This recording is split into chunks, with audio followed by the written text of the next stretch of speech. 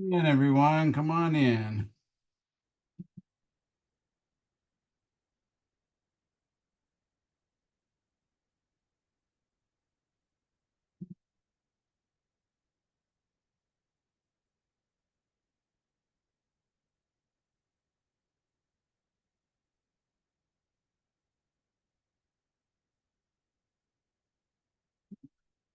Got more people coming. Let's see.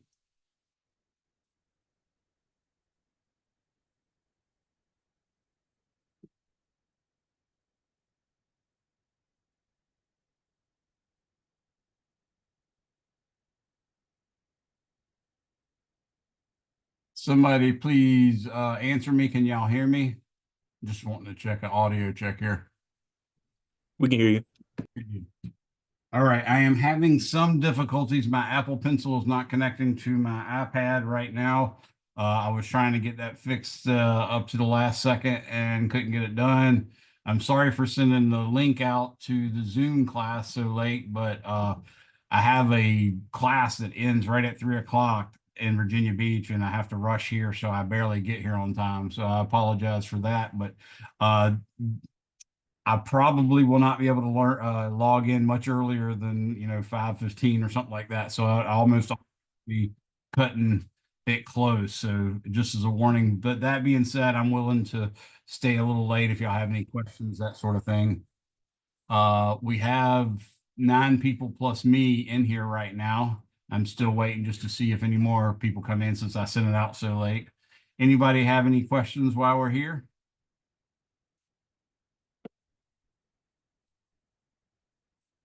I do have my minion with me because I love the minions. Got them everywhere. Minions, and I got Baby Yoda or Goguru, whatever his name is. All sorts of good stuff. I'm Mr. Younger. I will be teaching your physics course this semester. This is PHY 241, University Physics 1. I don't recognize, it looks like I don't recognize any people's names. So I don't think I have anybody that I've already had before. So you're probably new to me. I had planned on starting into chapter 1, but I think because of the way the classes run right now, I'm going to give you sort of treat this class as if it's a flipped class. And in module 1 in your Canvas, there's going to be a module called week 1, and it'll have the dates on it. In there will be links to some videos that I suggest you watch to prep for chapter 1. And next time I will finish up by doing some of the harder stuff from chapter 1. But in doing it this way, you're going to go on to my YouTube channel, which let me type that here for everybody. I'm going to type it in the chat so you can then copy it.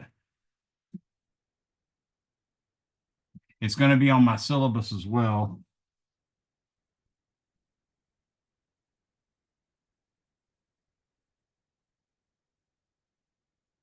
Sorry, I have 2 dogs running around, and I just got a smell thinking that one of them might came in here and poop, but I don't think that was the case. All right, so here's the URL for my YouTube channel.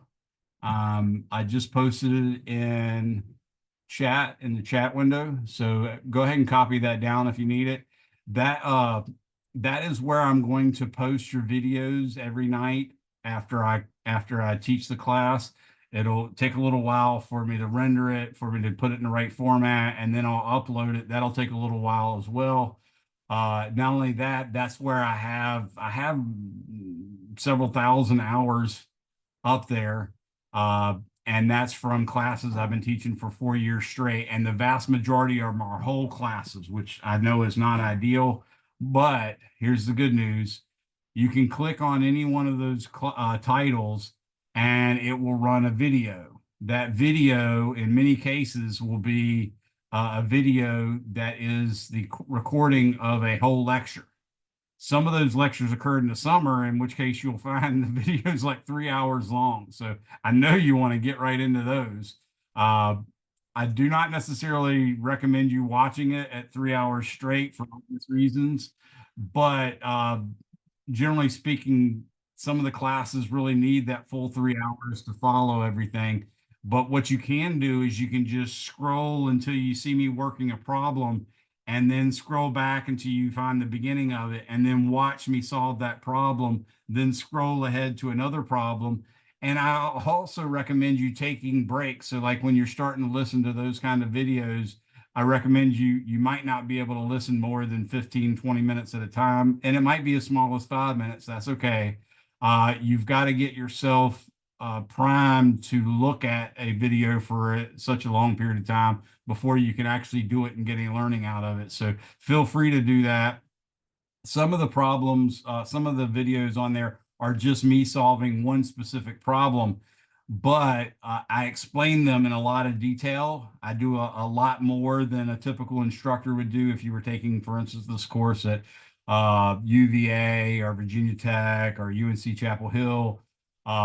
When I've taught at those places, well, when I've taught at UNC anyways, and NC State, uh, basically what happens is you have 3, 4, 500 students in a 241, 242 type class, and everybody came in having already finished calculus or something like that. Uh, and therefore, we know there's certain things you're expected to know, like how to do a determinant of a matrix or how to read vectors. So, in those types of courses at a UVA or Virginia Tech or a UNC Chapel Hill or NC State or Duke, if you're there, there's a good likelihood that your instructor's not going to take the time to show you all the details on adding vectors or making cross products or taking determinants or doing dot products. So I actually do take the time to show you that stuff. And the way this course works is this is your first introduction in many cases to vector calculus. So you'll see me doing things like calculating surface integrals, calculating line integrals. Those are things that would normally be covered in Calc 3 or even advanced calculus. But even when they're in Calc 3, we don't get to them. So like when I had this course or when I had calculus at well, I had it at a community college and we got some of the stuff covered, but when I went to Chapel Hill or when I went to East Carolina, what I discovered was uh, they didn't necessarily get very far either. They didn't get much farther than we did. And a lot of times they didn't cover as much stuff as we did. So they won't necessarily cover all the stuff that you need. Therefore, me as the physics teacher is going to teach you some of the math that you need to know to do this physics. That is me, one, warning you, but two, also getting you set because it turns out if you're going to be a physicist, if you're going to be a chemist, if you're going to be a engineer, specifically like a mechanical engineer, civil engineer, electrical engineer, aerospace engineer, if you're doing those things, there's going to be a ton of times where you're going to be learning math from your physics or your engineering instructor well before you get to the related topic in your actual math classes. As an example, for instance, when I took general relativity at Chapel Hill, day one, we started calculating what's called a covariant derivative. When I took differential geometry, which is where you learn such a thing as covariant derivative, when I took that in the math department, that was the very last thing I covered on the very end of the semester. And even then, it was done in a very limited way. So that's just the norm. It's not that there's something wrong with you. It's not that there's something wrong with the teachers that you had. It's not something wrong with the classes that you had. That is just the norm. And not only that, sometimes when you look at a mathematician's explanation of how to do a particular thing, you might find it bears no resemblance to the way the teacher did it in your physics class or your engineering class. That's also very normal. So just be prepared for that. I wanted to let you guys know. So that's part of the problem when I tell you my videos are very long. Even when I solve one particular problem, it's not unlikely for you to find that video for just solving that one problem might, for instance, last 25 minutes or at least 15 minutes. And that's because I'm taking the time to explain the details and stuff like that. So just be prepared for that. I'm going to tell you also I don't want to read this out loud because obviously this is going on the internet, and as soon as you put a email address or a phone number or something like that on the internet, boom, 1,000 people hit you. So I'm just going to type up my email address and put this in the chat as well. The important thing to know is that when you email me, I want you to do three things. One, only email from your TCC email account. So that's the one thing you got to do.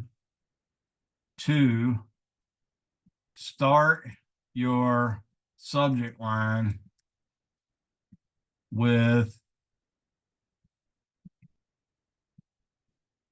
I'm not going to say this out loud. I'm just going to put it in the chat as well. So you can start your subject line with those numbers and words. That should be the first thing in your subject line of your email. So make sure you include that. You can put anything after the word night. You can put anything after there, and that's fine. But make sure you have those two things up there. And then number three, include your first and last name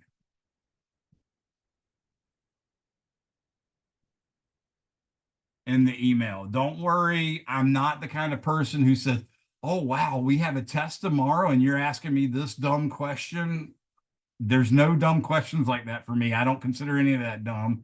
And I don't care if it's the day before the final exam and you're asking me about something I taught you on the first day of class. I'm not going to hold that against you. I want you to never worry about those things when you're trying to ask questions. I just want you to assume that Mr. Younger is going to be super nice and it's going to be completely understanding.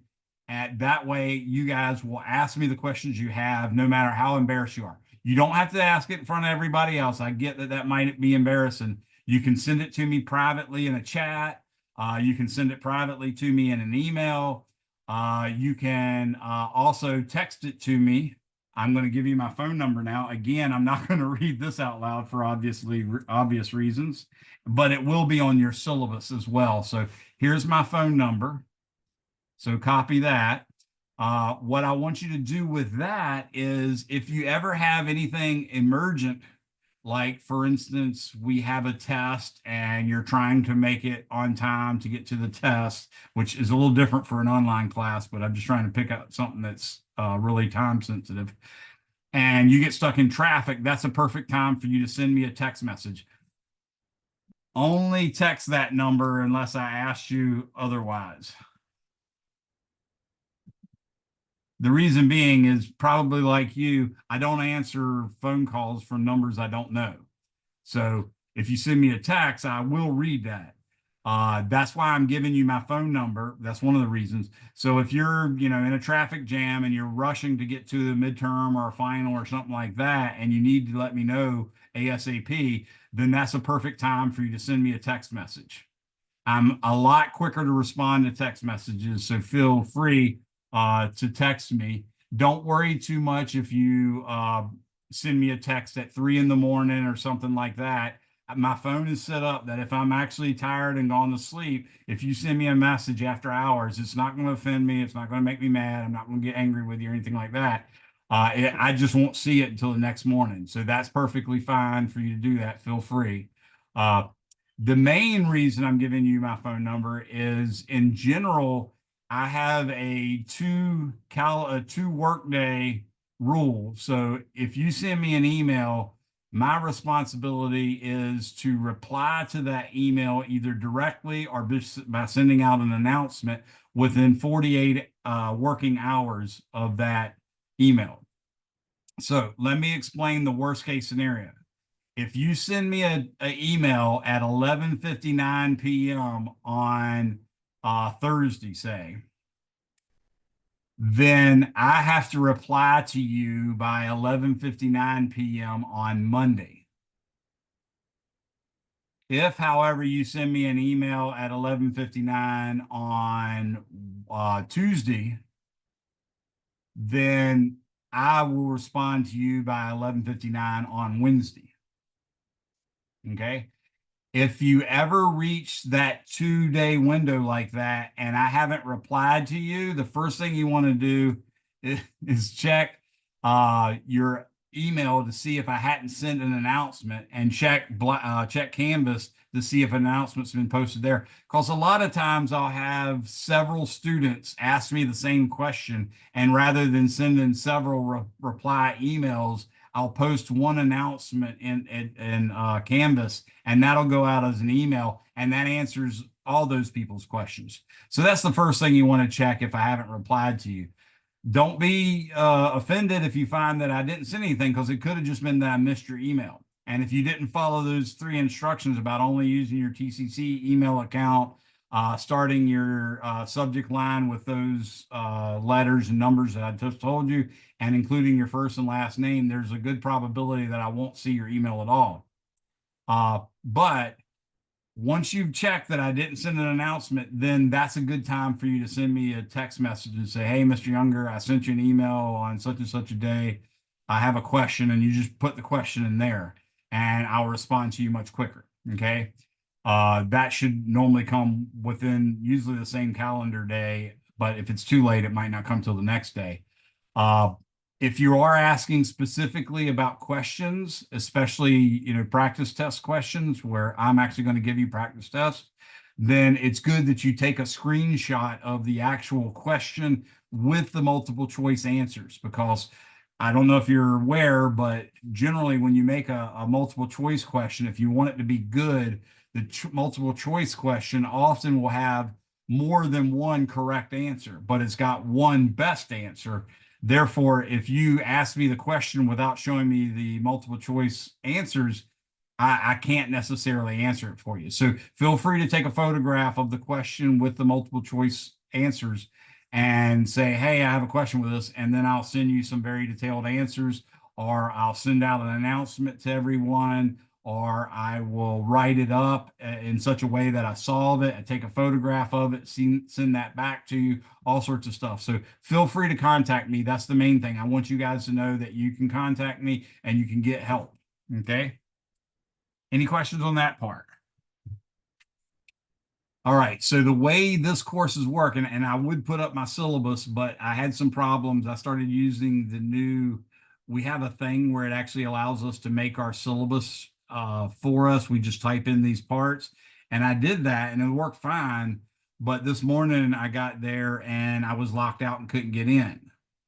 So not only that, when I finally got in, I discovered that one of my syllabuses that I had made, I guess I didn't hit a save button at one point and I lost a bunch of stuff. So I'll be spending the rest of the day fixing and completing that syllabus. So you should have a syllabus by sometime tomorrow for this course. That's why I'm not showing it to you. What I am going to tell you is that the way this course works is 20% comes from lab. 10% comes from online tests. So I'm typing this in the chat. 10% from homework. 5% conceptual. So that needs some explanation. So we have a Pearson site that used to be called My Lab and Mastering. Now it's just called Access Pearson. But I'm still using the same thing from My Lab and Mastering. So it's literally just going to give you something that looks just like My Lab and Mastering.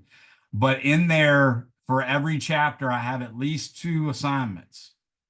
In this class, 241, we're covering chapters 1 through 11, 14, 15, and then if time allows us, we're going to cover chapter 36, which is on relativity. That's why I have a picture of Einstein and a picture of Newton in the tile for our course. Okay. Well, the 10% that's homework, that's what I'm talking about. Those are the actual problems that you have to solve from the chapter. And then there's another set of problems that are not ones that are usually that mathematical. They're conceptual questions, and they're worth 5%.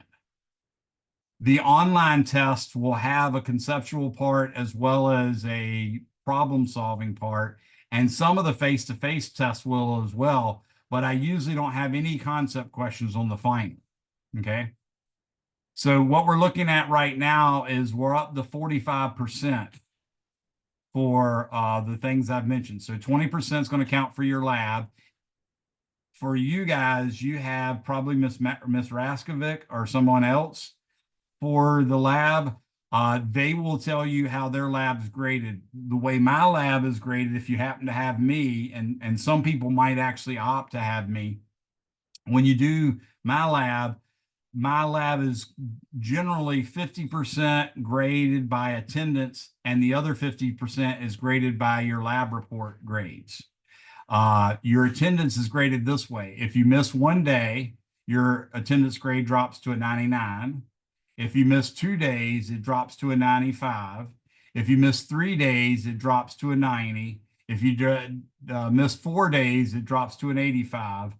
Not only that, there's very strict rules. If you miss 4 labs, then the way I've done it in the past is you get dropped from the class. You don't want to miss 4 labs. That's too much to miss. Alternatively, if you attend all the labs, but you don't turn in 5 lab reports, then that's going to give you an F for the course as well. So you don't want to do either of those things. Okay. But that's the way the grades normally count. But I normally also with my class, if I tell everybody, if it looks like you've got people in the lab groups where 1 or 2 people are doing all the work and then this third person's just sitting there sort of like a wallflower. If I see much of that, I'm going to give you a warning that it's going on and then give you time to correct it. If that's not corrected, then I'll split it. Instead of the course being 50% attendance and 50% lab report grade, it's going to become 50% or 30% attendance, 33%. It's actually 33% attendance, 33% lab grade, and then 33% will be an actual comprehensive lab final exam that you do not want to take. I usually, when I give that comprehensive lab final, my students that are kicking butt in everything will usually make like a 95 or a 92, and like virtually everybody else makes a C or lower. So you don't want to get in that position. I'm not saying that's going to be the case with Miss Raskovic or whoever else your lab instructor might be, but those people are also looking for the same thing. They want you to actively participate in your lab. So you guys should be switching off. Sometimes one person will run the computer and another person will make a measurement. And then maybe 15 minutes later, maybe the person that was making the measurement runs the computer, and the person that runs the computer will make a different measurement or something like that. I want you guys to be interactive that way. I want everybody to be participating, and every one of our lab instructors want that too. So they might have other ways of implementing that. I just wanted to warn you. Everybody understand how that's going to go, at least if you have me for lab. Okay. Now you can see their syllabus to find out how their grade is, and they might have something different. But like I said, mine's 50% attendance, and then 50% lab report grades. We're now up to 45%, just from 20% lab, 10% online test, 10% homework, and 5% conceptual homework. The remaining part, since it's 45%, the remaining is 55%. 25% of that will be actual final exam grade. So you're going to have a comprehensive final exam grade at the end of the semester, and that's going to count 25% of your course grade. That brings us up to 70%, and the remaining 30 is from at least 3. I'm going to try to get 4 in, but at least 3 face-to-face tests. What I mean by that is face-to-face can either be done by you having it proctored at a testing center on campus, or you having it proctored by a service. If you have to find a service, like if you're, in some distant land, so you can't actually come to one of our campuses, the campus way is free. If you're at some distant place, like you're in Dubai or something like that, you might have to find a service that does that and they're going to charge you. So you got to be prepared to pay for that.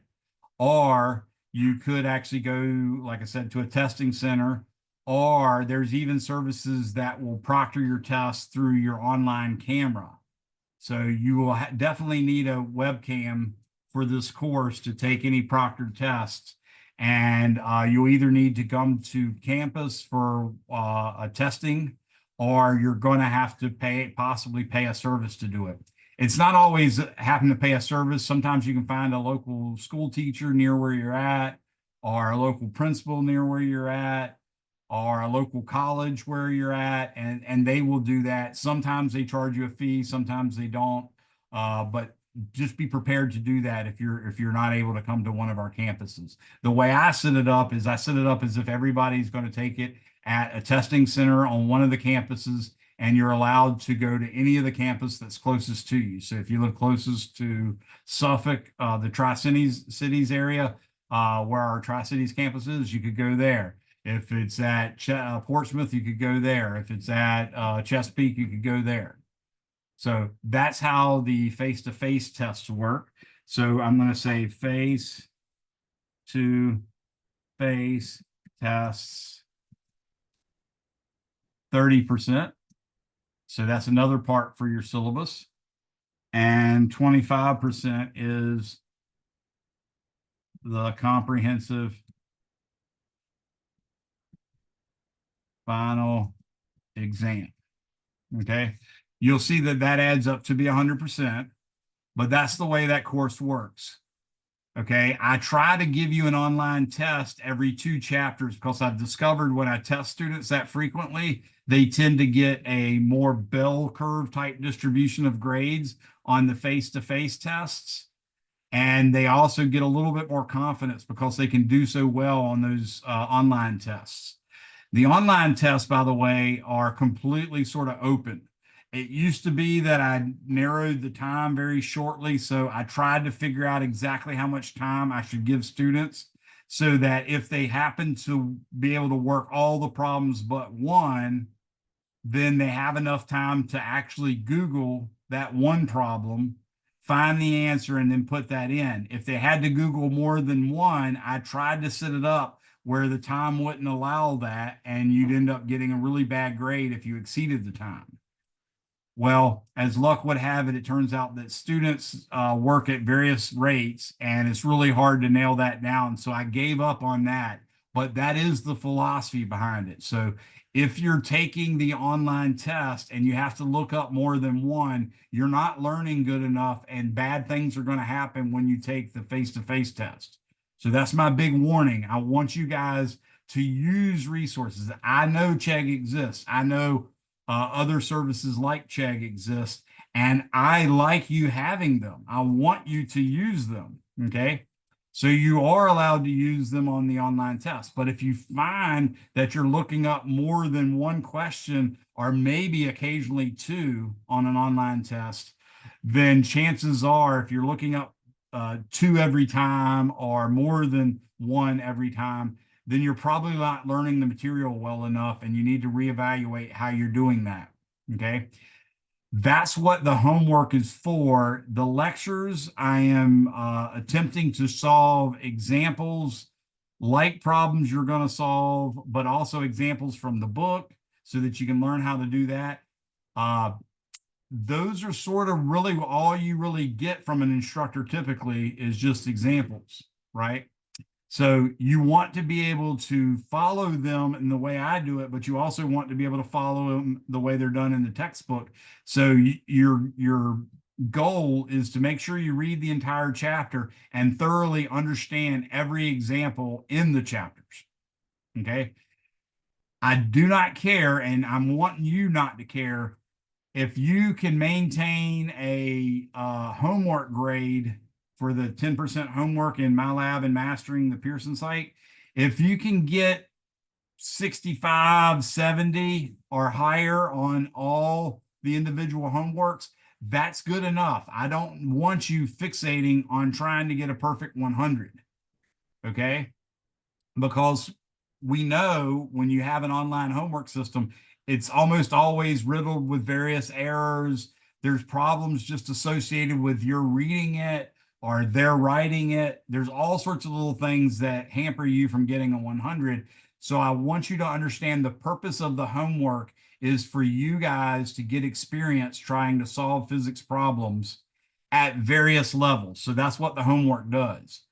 If you can score no less than a 65 and generally keep it in the 70s range, at the end of the semester, if you're starting to worry about how that grade of 70 or whatever in your homework is affecting your course grade, talk to me and I'm going to promise you that I will find a way to help you. Okay. I'm not going to let that grade kill you in the grade for the course. So for instance, if you're one of those great students that has a 4.0 and you don't want to lose a 4.0, I don't want to hear about you dropping 2 weeks from now because you haven't been able to get better than a 65 on homework. Okay. I want you to press through. I want you to use the homework as intended, which is just to try to figure out how to do every problem. So when you get a 65, say, on a homework set, as long as you score that 65 and you figured out how to solve the problems you got wrong, then you've done everything that's necessary. I don't care about any higher level than that. And there's ways I can check that. So that's a little hint to what's going to happen as the semester progresses. So don't fixate on trying to get 100 or a 90 or a 95. Try to make sure you don't score less than a 65, but really try to keep it in the 70s range. And as long as you're doing that and figuring out how to do the ones you couldn't do correctly the first time, then you've gotten everything out of the homeworks that I wanted, and I'm happy. Because at that point, once you've done those homeworks, then you can start taking the practice tests that I make. I make practice tests. That's a very non-typical thing for a college level instructor to do. And I want you to understand that that is very, very, very odd. And therefore, if any college level instructor ever gives you a practice test or a study guide, make sure you do it. Okay. Because they're going way above and beyond what's asked of us to do it. Not only that, we're taking a little bit of heat from our coworkers because those of us who have advanced degrees in our field usually went to universities where research was the goal. And basically, in those types of realms, we understand that it's not the college way to give practice tests and study guides. This is supposed to be more of an independent type of study thing where I try to present the material in a clear and concise way. And your job is to use that and figure out how to solve the problems. Okay. So when I talk to my friends from, I got friends in various countries, I've got friends in various states, and they all went to grad school with me or undergraduate with me or a different graduate school with me. And they generally, make fun of people that make up practice tests as people that are being too easy on their instructor. Not only that, we the instructors are doing it, are putting a lot of extra work into making that happen. So there will be at some point in your life, almost certainly, some instructor that comes along that may consciously or unconsciously get offended by a student not completing their practice test. Okay. Hopefully it's unconscious because you should never treat a student that way as a teacher. That's my role, and that's what I've always grown up with, and I suspect all of them should feel that. I'm never going to hold a grudge. I'm never going to take action against you because you did something mean. For instance, a few semesters ago, I had someone cheat. I was very angry that the person cheated. I mean, I was really, really upset with the person. I was upset with the process. I was upset with everything, but I said, because I caught you cheating, this could keep you from going to med school. This could get you kicked out of the Navy. This could get you kicked out of the Air Force. All these different things. This could prevent you from going to another college and transferring. I don't want to do that to you because you were a dummy and didn't, knew you were talented. So waited to the last minute and tried a cheating method instead of actually doing the online test. And then I caught you. I think that was a series of very bad decisions. So, you're getting a 0 on that test. And I told him to get out right then because I was really mad. Okay, that's a personal insult to me. So I was upset, but I also was going to make sure I never hold that against the student. So I waited a few hours. I emailed the student and said, okay, well, you've gotten a 0 for that. What I'm going to do is take my time and make an entirely different test so it doesn't look anything like the test you got to see. And I'm going to let you take it at the testing center where basically they take all your stuff away from you. They watch you the whole time. They have your screen locked down so you can't look at anything else. You don't have a iPhone on you. You can't have an iPad on you. You can't have anything to access the internet. And I said, you can take that test there, and whatever you score, I'm going to give you that grade. Or sometimes I'll even say there's a penalty of 10 points for you cheating. I'll just do something like that. Okay. This student, I actually told him they'll just keep that grade. The student ended up studying really hard. I could tell because I looked at the practice tests, and they'd done a lot of practice tests in between that first test where they cheated and that second test. And what I ended up doing is at the end of the semester, they took their comprehensive final. And even though he had missed 2 specific tests that were online and therefore got 0s for those, his grade was so low that it was impossible for him to get an A. But I looked, and the practice test for the comprehensive final, he had taken that over 100 times. And he ended up scoring a 97 on the final exam, and he was awarded an A for the course. Mathematically, it was impossible for him to get better than a C. I think it might even been impossible for him to get better than a D. But either way, that's what I try to do. I don't want to hold any grudges against people, no matter how bad they screwed up. And I'm going to try to help them if they did screw up. And then not only that, every student in my class, I don't care if your grade's a 3 going into the final, you still have a chance to not only pass, but to make an A. So that's what I promise you about how I try to be fair. Now, that being said, I've given you all this talk about how important it is to do the practice test whenever a college level instructor makes one, or to make sure you use the study guide whenever a college professor makes one, that kind of thing. Well, I got another incentive as well. At the end of the semester, I'm going to take the highest grade you make on each of your practice tests, and there's often like 9 of them throughout the semester. I'll take the highest grade from each of those and average them. If you missed one, you didn't take a practice test, that's going to count as a 0. So that's going to harm that grade. But let's say you did do all of them and you got 100 at least once. Because the way our test works, these practice tests, they're normally like 3 or 4 questions. And every time you take it, it's a different 3 or 4 questions. But what I do is I only keep the highest grade. I average them. If you ended up, for instance, getting 100 on every one of them, then your average would be 100. I take that 100 and I divide it by 20. And of course, 100 divided by 20 is 5. And I add that 5 points to your final course grade, not to your test average, not to your homework average, to your final course grade. So that's a big incentive for you to take those practice tests. Now, here's a final incentive for you to take that practice test.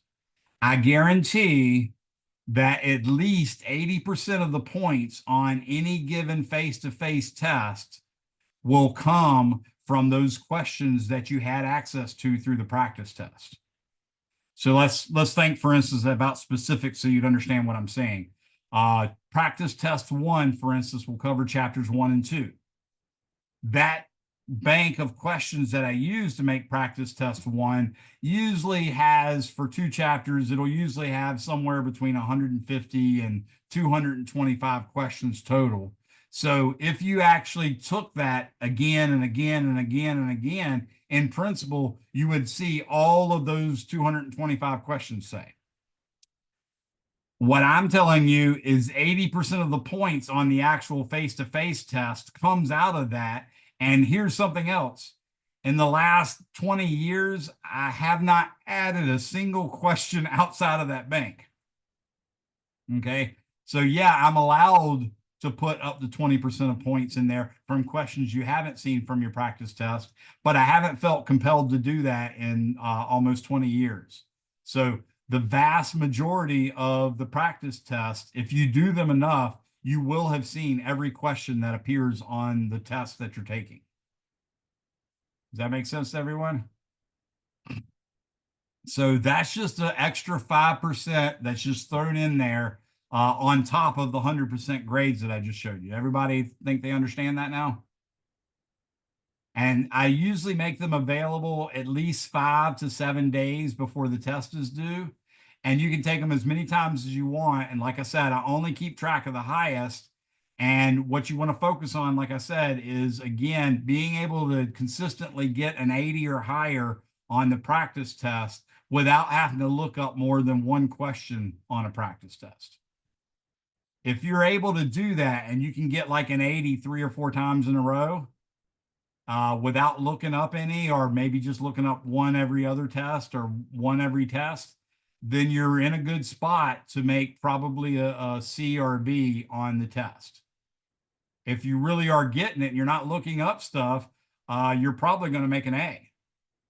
Okay. Does everybody understand that? Okay.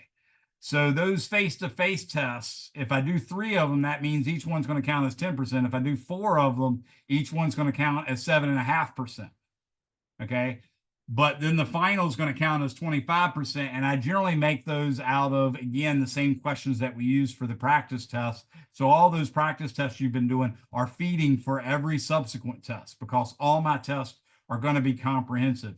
If you take practice test 3, that is going to be mostly on chapters 5 and 6, but it will have the possibility of having questions from 1, 2, 3, and 4 as well. That's the same thing with the face-to-face test as well as the online test. Any questions on that? All right. So that's the biggest, most important parts of these of this course and how it's graded. I will tell you that I do also make up extra credit questions for homework. Like one of them that I know shows up on one of my classes, even though I didn't mean to make it available yet, is dividing 1 by 200, or excuse me, dividing 1 by 243. That's just a neat long division problem that I discovered from Richard Feynman, and I like it. If you carry out the long division to 30 decimal places, you will see something very interesting, and I give you extra credit on that. When I give you extra credit on that, what that means is I will look at it and grade it, and if it looks like you got 70 or better, then I'm going to go ahead and give you 100 for that homework. In other words, I'll write in 100 for that grade. Then I go into the homework section of my grading system and up the number of dropped homework grades by 1. So like I normally drop 1 homework assignment in the semester, the lowest that gets dropped. But if I have 1 extra credit assignment, then I'm going to drop 2. If I have 2 extra credit assignments, then I'm going to drop 3. So if you didn't do it, you're going to get a 0 in there, and that 0 is not going to harm you because I've dropped an extra score. But that's all those extra credits do, is they just bring your homework grade closer and closer to 100, sort of to help you worry a little bit less about those 65s and 70s you get on the homework. Any questions on that? Okay. So something else, we are using Giancolli's Physics for Scientists and Engineers with Modern Physics, 5th edition. That's the textbook we're using. The bookstore sells an e-version, which gives you access to the MyLab and Mastering / Pearson system, and it gives you access to an ebook. When I looked it up last night, it was $187.50. And as best I could tell, that's the cost of just the all electronic thing without a binder ready copy of the book. In other words, that's not a hard copy of the book, not even a non-bound one. I think that's just, if you know better, please let me know, because that's what I think when I saw it last night. That's what I thought was the case. If you know better, please let me know. But that's very expensive, and I don't want y'all to have to do, more than that, definitely. So you can buy that from the bookstore. You can also buy that directly from Pearson. So if you go in my Canvas course up in the top left, where it says home and syllabus and all that stuff, you'll see one link that says Pearson. Well, let me double check what it says actually. I think it says Access Pearson. Yeah, that's it. So you can click on that, and that's where you can actually make a purchase yourself there. And it's actually going to be a little bit cheaper than if you bought it from the student store. That's going to come with an ebook and access to the homework site, which is really all you need. If you still don't like using a electronic book, in other words, you don't like using an ebook, what I would recommend you do is buy the 4th edition or even the 5th edition, or excuse me, or even the 3rd edition of Giancolli's textbook, which you can find dirt cheap all over the internet. Okay. So that's another option to save you some money. And it's really, good because there's not a whole lot of difference between the 3rd, 4th, and 5th edition. I worked on Giancolli's 2nd, 3rd, and 4th edition, writing the problems and creating the website and stuff like that. So I know those books inside and out. And the majority of what they change is they look for little errors. They change some of the examples. They put in a new homework set to get, to help teachers that are fighting against Chegg, that sort of thing. So you won't be harmed by that. And if I do assign something out of the 5th edition, you've got an e-copy of it ready that you already bought. So that's fine. Okay. Everybody understand what I'm saying there? You can just get whatever the cheapest version is, as long as you've got access to Pearson and access to the 5th edition ebook. You've got plenty for me. If you still want a physical copy, try to get a 4th edition or a 3rd edition. I wouldn't even care with a 2nd edition, to be honest with you. But anyways, that's just either here or there. You just need, like I said, the one that says physics for scientists and engineers with modern physics, because like I said, in 241, our ideal scenario is we cover chapters 1 through 11, 14, 15, and then special relativity, which is chapter 36. In 242, we cover 17 through 31, and then we jump to 37, which is quantum mechanics, and 38 and 39. So that's where the modern physics part comes in. If we get time, we go to nuclear and elementary particles, but we generally just have enough time for a little bit of quantum mechanics. Everybody understand that? Okay. Any of y'all, did y'all have lab already for this class? Is it after this class? Thursday. Oh, it's Thursday. Is it Thursday before class or Thursday after class for you, Jen? It's 7. Okay, it's 7. Gotcha. All right. So I'm just trying to figure out, and that's probably what most people are. Anybody got a different lab time? Doesn't look like do. All right. I did get a message from Josh. It says, for the face-to-face, does the place have to be approved by you, or how does that work? Okay. I have some specific questionnaire that I give anybody that wants to proctor. Generally, I don't allow family members, spouses. I don't allow those people to proctor for you. You can't have an aunt, an uncle, a cousin, a wife, a husband to proctor you, because that puts them in a sticky position. Okay, a conflicting interest position, that sort of thing. But generally speaking, there are online services that will do it. There's also testing centers that they use for things like testing for ultrasounds. Sometimes those groups will do it. If you can find one of those facilities, that's the kind of places you go to. If you can't find any of those near you, then what I look for is educators, or ideally chain of command. Like if you're in the military, I'll sometimes let your CO or someone ranked above you to proctor a test. You can see that's a problem, because that puts a underling in a position to possibly be mistreated by their person above them. So I don't necessarily think that's always the best way. I don't really like to do it, because I've heard stories about something happened to an underling under a CO who had, certain things against them, that kind of stuff. So I don't want to put any student in that kind of situation. But for instance, if you have a chaplain at the base, I could allow a chaplain to do it. I'd like that a much more than someone that's in your chain of command. Okay. But all of those are acceptable. Does that answer your question, Josh? It does, but so I cross registered to TCC. I go to Regent University as well, Okay, and cool. I have a physics tutor at Regent. I was wondering if they could do it. Uh, is that a tutor that the school provides for you? I'm in ROTC, so it's It's uh, a ROTC so thing. it's like a lieutenant. Gotcha. That's usually that's in that area where that's a person that has some power over you. I would allow it, but I want to make sure you're comfortable with it. That Yeah. wouldn't be a problem. Okay. Okay. I was a mentor for the Navy ROTC at East Carolina when I was there too, so that's kind of a fun thing. I was never Navy. I just have hair that let go a long time ago and it fell out, so I just keep it short. All right. Thank you. All right. Any other questions on that? Okay. I am going to make up your week 1 module and various other modules. And in that module, there's going to be some very specific videos that cover sig figs, scientific notation, stuff like that.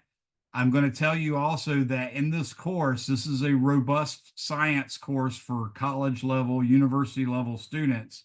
So you're going to figure out that in the real world of science, we don't use sig figs for lab work.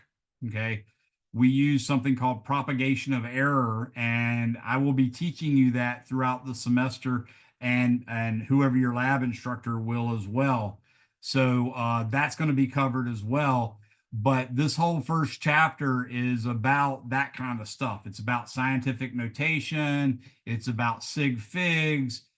He talks a little bit about propagation of error, giving one specific example and using the word quadrature in there in the chapter and stuff like that. But he also talks about the SI system, which you guys probably know as the metric system. So I'll be covering that. But really, in this chapter, what's most important or what's most difficult, so I consider it most important that I cover it, is the stuff where we're converting units. There's a process you go through to convert units from one system to another. I'm going to teach you that. If you're doing something simple like meters to feet or something like that, that's pretty straightforward, but it can get worse. You can have, for instance, kilograms per cubic meter that you wanted converted to grams per milliliter or something like that. That gets a lot more complicated. I'm going to teach you how to do that. I'm going to teach you how to do what we call dimensional analysis or unit analysis. So there's a way, for instance, you can just use your understanding of units to predict what an equation is supposed to look like. And a lot of times that turns out to give you the right expression. So I'm going to cover that stuff. And then I'm going to cover stuff called estimating, or what your book calls Fermi calculations, because there was this really awesome dude named Enrico Fermi. If you saw the Oppenheimer movie, he was the one that dropped some dirt right after the explosion and looked at it. That's supposed to be Enrico Fermi.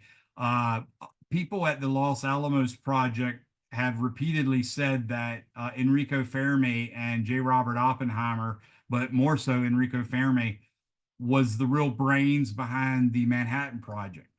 What was going on there is, you might recognize Enrico Fermi as an Italian name, and you might know enough history to realize that Italians were part of the World War II thing that was going on. And in fact, there was a guy by the name of Mussolini, and Enrico Fermi was working in that system and had created a really phenomenal Italian physics program. And he won the Nobel Prize. And upon winning the Nobel Prize, of course, Mussolini wanted the world to see that his system of government was better than everybody else's. So he really had an interest in Enrico Fermi accepting that Nobel Prize. Well, he told Enrico Fermi that. Enrico Fermi said, well, I'm not going to go unless I can bring my family with me. And basically Mussolini said, okay, that's not a problem. And as soon as he did, as soon as he got here, or as soon as he got to Sweden, he went ahead and defected to the US. And he then took at the University of Chicago and created the first self-sustaining nuclear reaction under the football field at the University of Chicago. And in that sense, he was the person that first started splitting open the nucleus and studying it.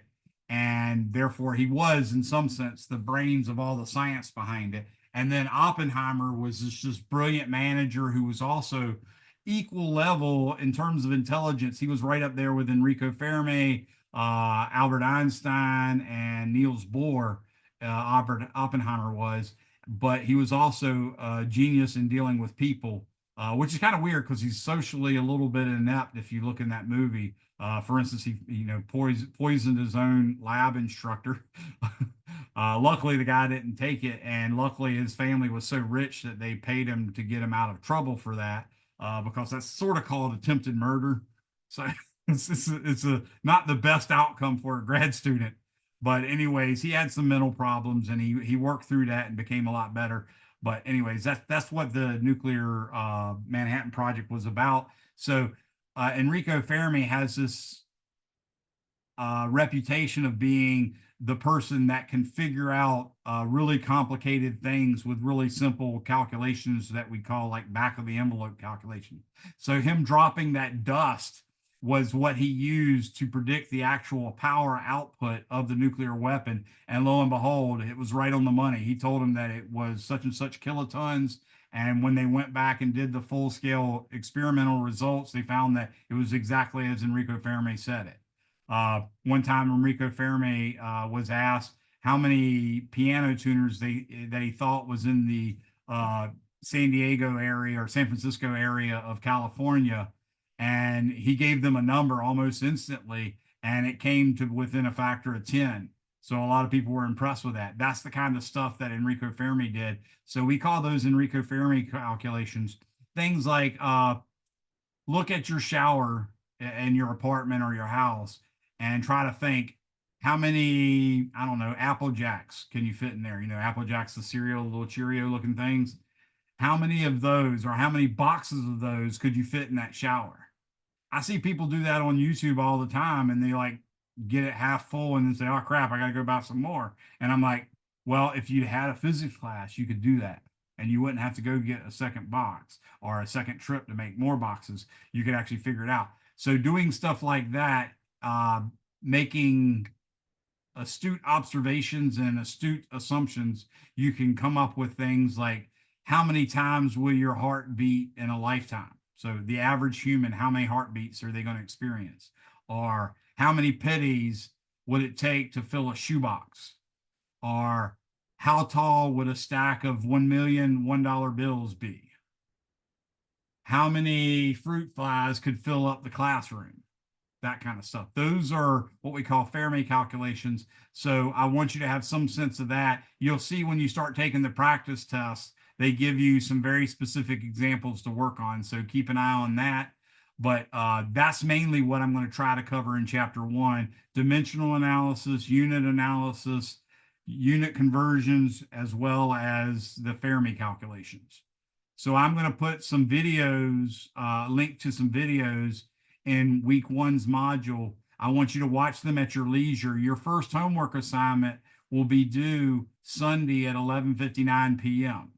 That's going to be the case every week. I'm going to try to cover roughly a chapter a week. And what that's normally going to entail is we'll start a chapter, say on Monday, like we did this time. And then the following Monday, we'll start another chapter. But before that other chapter started at 11:59 on Sunday, your homeworks for chapter 1 will be due. You can do them later, but you're going to lose points. Okay. So just keep that in mind. Expect to have a homework assignment due at 11:59 every Sunday.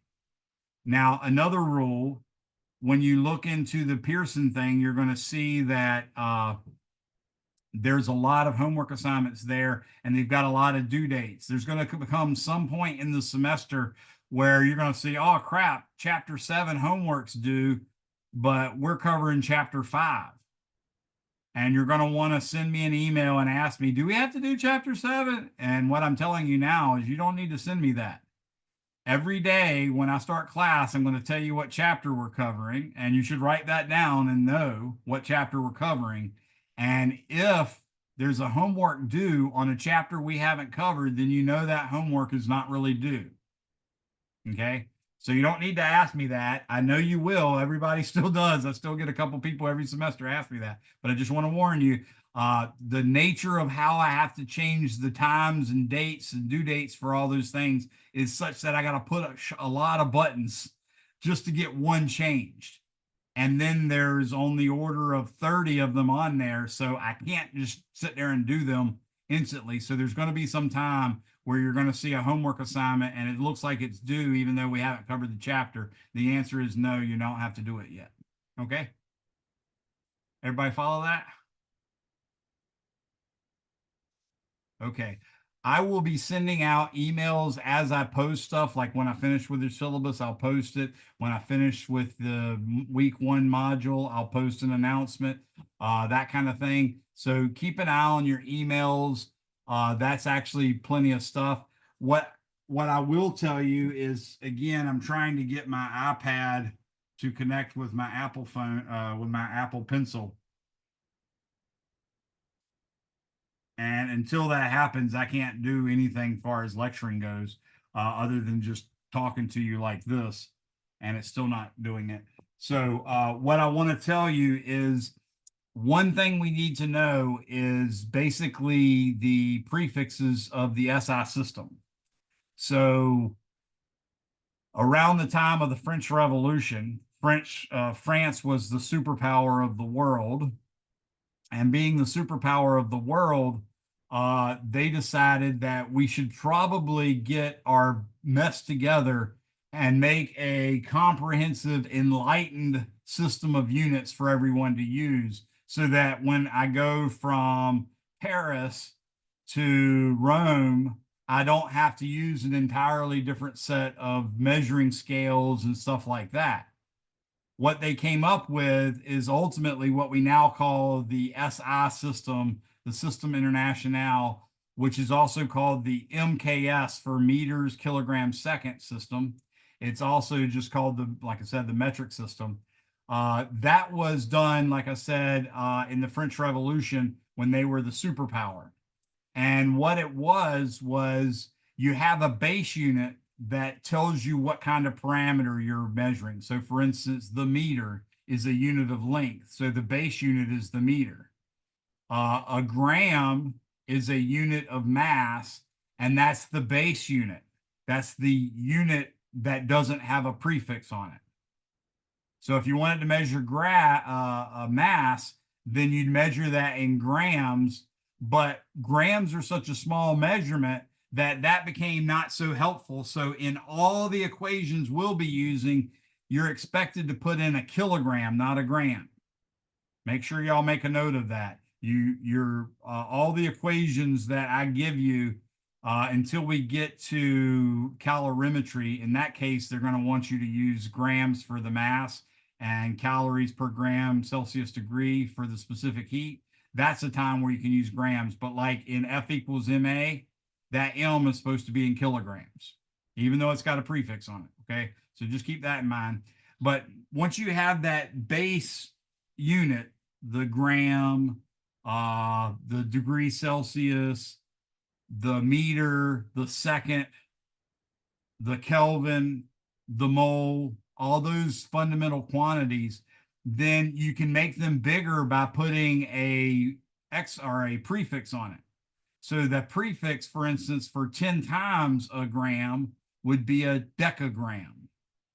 And that's actually a prefix. I think it's either DE or DA. I can't remember which one, but your book shows it in the front cover.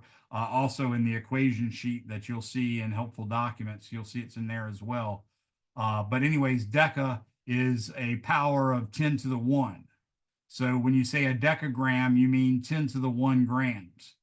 If you go another factor of 10, you get to the hectogram, hecto. Hecto is the next prefix, that's 10 to the 2. And then if you get 10 to the 3 or 1,000 grams, I bet you all know what this one is. Anybody want to tell me what prefix that is?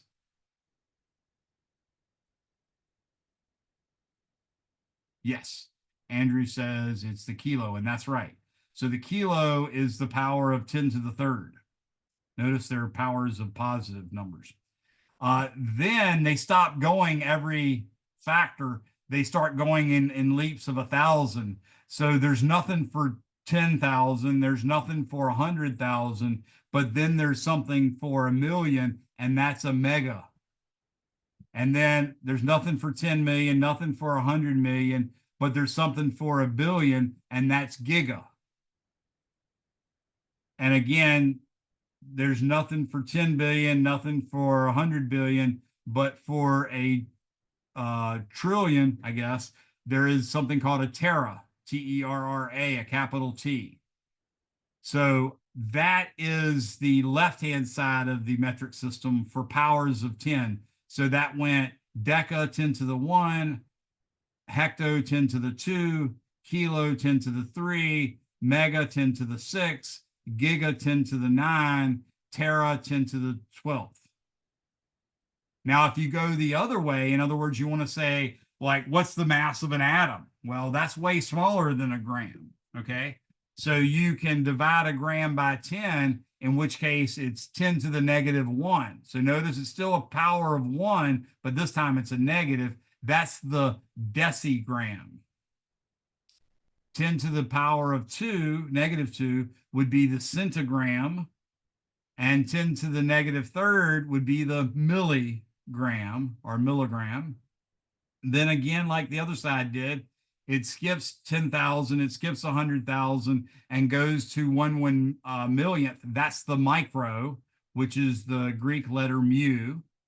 And then it skips 1/10,000,000th, it skips 100,000,000th, and it goes to 1,000,000,000th.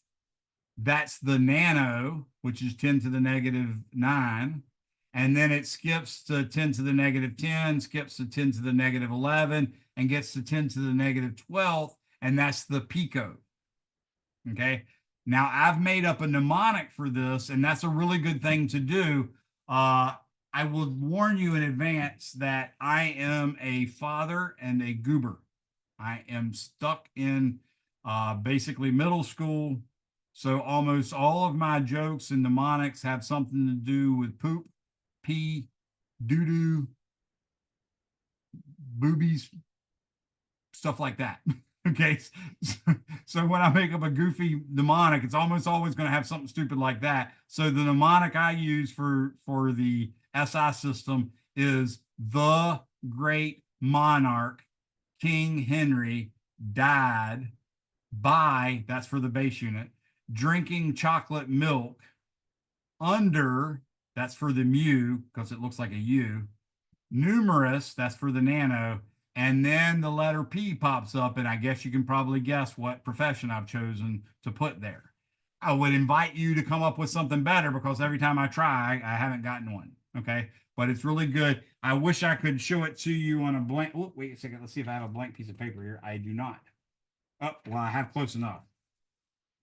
So let me show you how I'm going to write that. 10 dot dot G dot dot M dot dot KH deca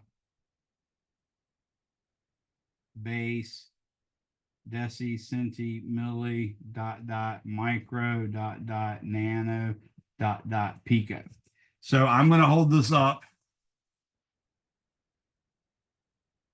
So that's my system. Notice the little dots I have in there. Those are important because remember I told you we skip, for instance, 10,000 and 100,000. That dot in there right next to the K, that one is the 10,000, and this one next to it is the 100,000. So that's what those dots do. And you can use this a couple different ways. For instance, if I gave you 1, 2, 3, 4, 5, 6, let's write this down. 1, 2, 3, 4, 5, 6, 7, 8, 9. let's say I have nanometers. So let's say I have this number right here. See, that's 1, 2, 3, 4, 5, 6, 7, 8, 9 nanometers. If I wanted to convert that from nanometers to, let's say, terameters, then what I would do is realize that since I have a nanometer, I'm actually on the N on this side. I'm on that N right there. And I would imagine how many places or how many jumps I have to make to go from N to capital T. So you can see I'm at N over here, and I have to jump from N to the dot, and then I have to jump from that dot to the next dot. So there's 2 jumps. And then from that dot to the mu, there's 3. Dot, dot, milli, that's 6. C, that's 7. D, that's 8. Base, that's 9. Deca, that's 10. Hecto, that's 11. Kilo, that's 12. Mega, or excuse me, 10,000, 11,000, that's 12, 13, 14. And then to the M is 15, 16, 17, 18 is the G, 19, 20, 21 is the T. So that means I need to move the decimal from left, or excuse me, from right to left 20 places. And that would give me the proper number. So you can actually use it to convert. It's not necessarily the best way, but it's an easy way. And I expect you to know those, but to be honest with you, I also give you those prefixes on the sheets that you get when you take an actual test. So it's not that critical that you know beyond giga and nano anyways. I definitely expect you to know at least giga to nano. But you can also use this to realize, okay, the DA for deca is 10 to the 1, the H is 10 to the 2, the K is 10 to the 3, the M is 10 to the 6, the micro over here is 10, excuse me, over here, the micro is 10 to the negative 6. That's that mu symbol right there.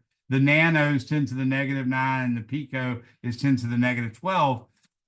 That's another way that we can use those, that mnemonic to convert units. I'll show you that next time, but that's pretty much all I could cover in the time allowed for me covering the syllabus as well as some material.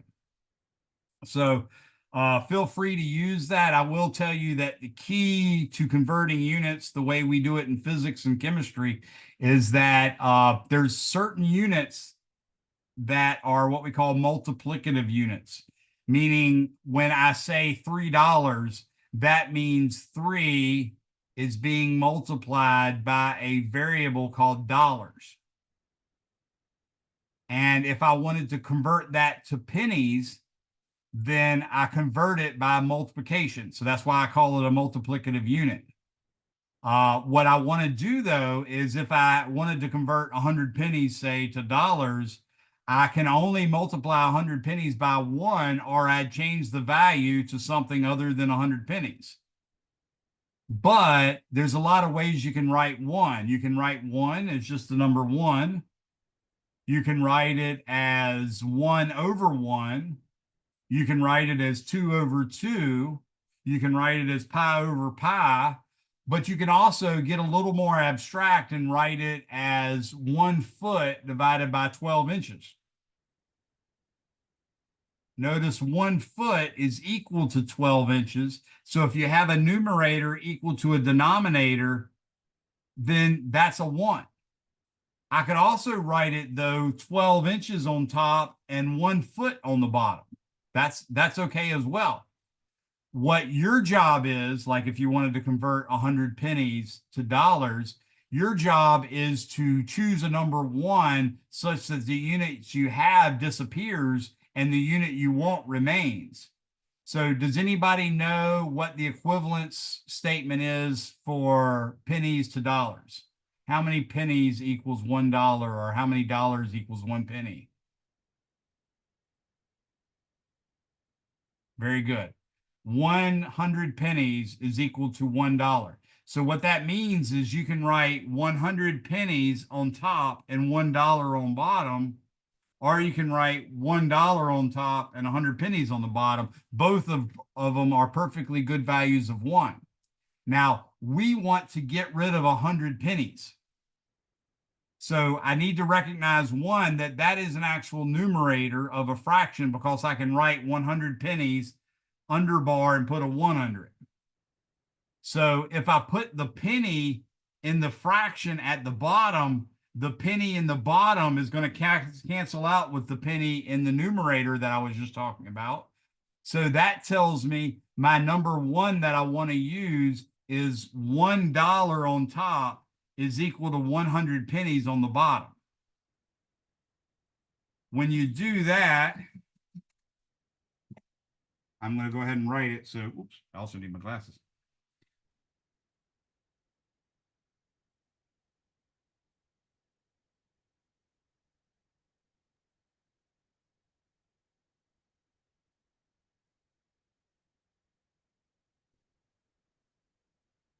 Okay, so I had 100 pennies.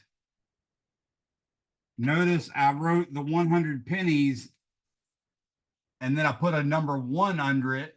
So there would be no confusion when I go to multiply by fractions as to what that 100 is. Now we see that 100 is a numerator. If I wrote that times $1 over 100 pennies, you'd see that just like 10x,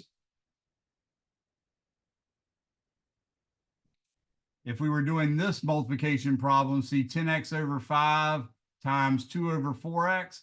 Do you see that the x cancels out in the top and bottom? Well, that's the same thing the units are going to do in the penny case. So this penny cancels out with that penny. And what I end up doing is taking 100 and multiply it by $1. So I get $100. And then I have to divide by the 100 because that's the denominator of the fraction. So you see the 100 down at the bottom. When you have $100 divided by 100, the 100 cancels out. So I'm going to say this 100's canceling out with that 100. And all I get now is $1. Like that. Again, I apologize for having to show it this way, but you see that it's $1. That's the trick to unit conversions. If you have a unit in the bottom, like in meters per second, which is a velocity unit, if you want to convert the seconds, then you're going to have to multiply that by a number 1 with the second on top, because it's not going to cancel out with the second on the bottom unless it's on the top. Does that make sense to everyone? All right. I'm not expecting you necessarily to know that. I'm trying, hopefully this is a case where you've at least had some of this in the past in high school or in some other classes.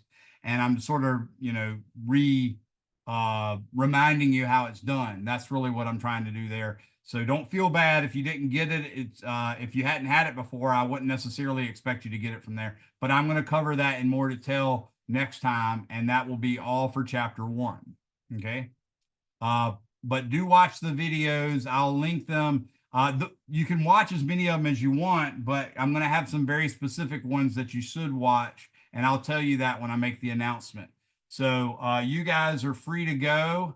Make sure you copied from the chat my email address, the instructions about how to send me an email, my phone number, and the grade things. But like I said, the syllabus is going to come up later, and I'll have all that.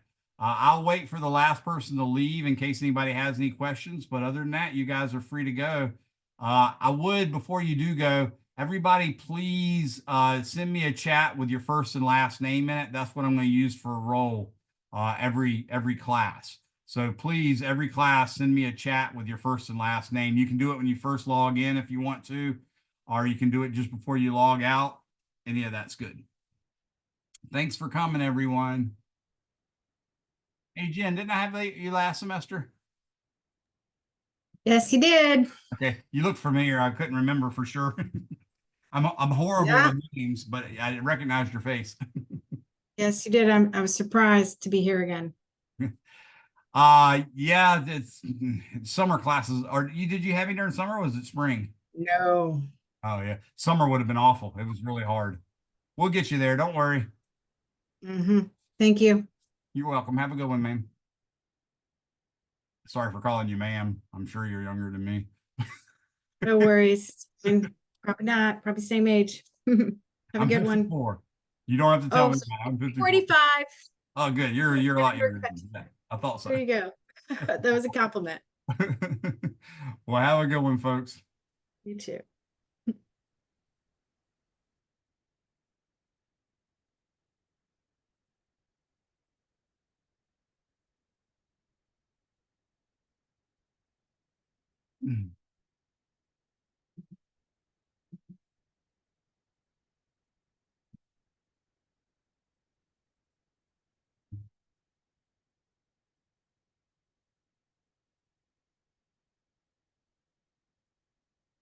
All right, that's it. Thanks for coming, everybody. Bye-bye.